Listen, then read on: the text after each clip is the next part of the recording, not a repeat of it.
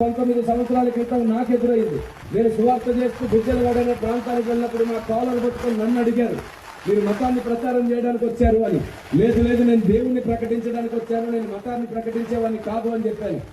ఏ దేవుడు అన్నాడు? ప్రేమ అయ్యున్న దేవుడు అన్నాడు. ఏ ప్రేమల గురించి మాట్లాడుతున్నావు? మేము ప్రేమగా ఏదైనా ఇస్తే పెడితే తినడం చేత కాదు, నువ్వు ప్రేమ గురించి మాట్లాడుతున్నావా అని అన్నారు. ఏం ప్రేమగా పెడతారో పెట్టండి, తింటానన్నాను. అప్పుడు అతను ప్రేమగా పెడదామని చెప్పి గుడిలోకి వెళ్ళి ఒక కొబ్బరి ముక్క తీసుకొచ్చి నా చేతిలో పెట్టాడు.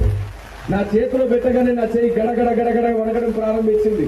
అప్పటి వరకు ప్రతి ప్రశ్నకు జవాబు చెప్పిన నేను ప్రసాదం నా చేతిలోకి రాగానే భయపడడం ప్రారంభించాను. మీకు తెలుసా ఏం జరిగిందో?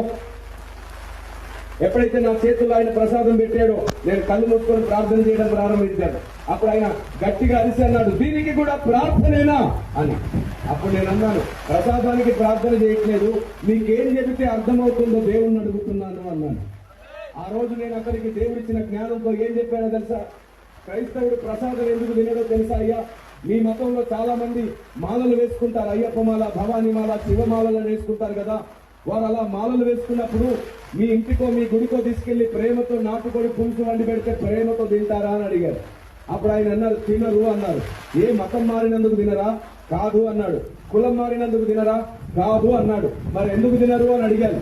ఆ మాత్రం తెలీదా? భారతదేశంలో పుట్టావు అన్నాడు. మరి ఎందుకు తినరో చెప్పమంటే ఆయన ఏమన్నాడు తెలుసా? ఎవరైనా నిష్టలో ఉంటే, దీక్షలో ఉంటే తినకూడనివి కొన్ని ఉంటాయంట. ఆ దీక్షలో నిష్టలో ఉన్నప్పుడు వాళ్ళు తినకూడని తింటే వాళ్ళ దీక్ష పాడైపోతుందంట.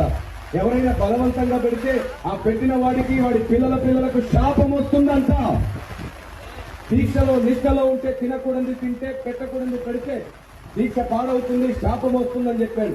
అప్పుడు చెప్పాను నేను, 21 రోజు 41 రోజు దీక్షలో ఉంటేనే తినకూడదు తింటే శాపం అని, పెట్టకూడదు పెడితే శాపం అంటున్నావు. అయితే క్రైస్తవుడు బాప్తిజం తీసుకొని జీవితకాలం నిష్టలో బతుకుతున్నాడు. క్రైస్తవుడు బాప్తిజం ద్వారా జీవితకాలం నిష్టలో ఉన్నాడు.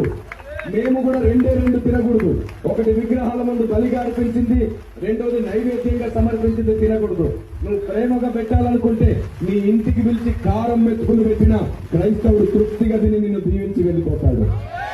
ఆమె వెంటనే ఆ మాట వినగానే ఆయన ఏమన్నాడు తెలుసా? సార్ మీరు దీక్షలో ఉన్నారా? బాప్తిస్మం అంటే దీక్షనా? అవునండి, నేను దీక్షలో ఉన్నాను. వెంటనే ఆయన ఏం చేశాడు తెలుసా? నా చేతిలో ఉన్న కొబ్బరి ముగ్గు తీసుకొని జోబులు పెట్టుకొని, నన్ను క్షమించండి, నీ దీక్ష కూడా నేను పాడు చేయను, ఎవరి దీక్షలు పాడు చేయకూడదని పెద్దలు నేర్పించాడన్నాడు. భారతదేశానికి ఎలా పద్ధతిగా ఉండాలో తెలుసు, కానీ భారతదేశానికి అర్థమయ్యేటట్లు చెబితే నిన్ను కూడా గుండెల్లో పెట్టుకుని ప్రేమిస్తుంది. దేవునికి స్తోత్రం కలుగునుగాక. ఆ రోజు నేను ఆయనకు సువార్త చెప్పి వెళ్ళిపోతుంటే ఏమన్నాడు తెలుసా? నా చేయి పట్టుకుని, ఆగో, మా ఇంటికి రావా? ప్రేమగా పెడితే తింటానన్నావు కదా, మా ఇంటికి వచ్చి భోజనం చేస్తావా అని అడిగాడు. అప్పటికి మధ్యాహ్నం 3:30 ఆకలితో ఉన్నాను నేను. నా కాలర్ పట్టుకున్నాడు, నా చేయి పట్టుకుని ఇంటికి తీసుకెళ్లాడు.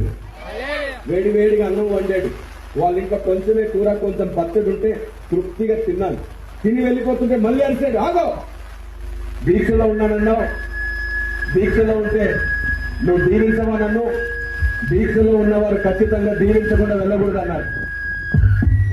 మీకు తెలుసా, ఎప్పుడైతే ఆ మాట అన్నాడో, నన్ను దీవించమన్నాడో, మనసారా చెయ్యెత్తి బలంగా ప్రార్థన చేసి అతన్ని నేను దీవించేసి అక్కడి నుంచి ఇంటికి వచ్చేసాను. ఆ తర్వాత 6 నెలలకి అతనికి అతని భార్యకి నా చేతులతోనే నేను బాప్తిజం ఇచ్చాను.